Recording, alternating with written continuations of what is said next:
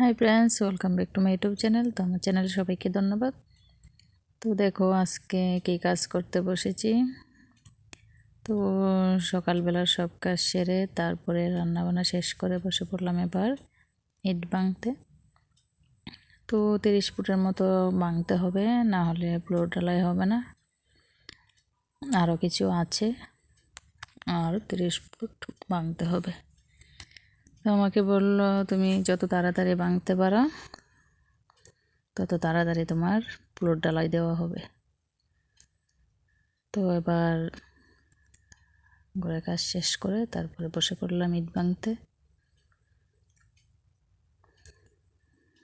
তো ফ্রেন্ডস, আমার মতো কারা এই কাজ করো অবশ্যই কমেন্ট করবে।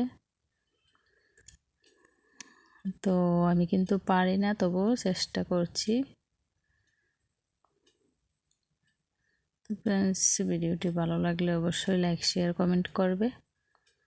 আর আমার মতো কে কে এই কাজ করো অবশ্যই কমেন্টে জানাবে।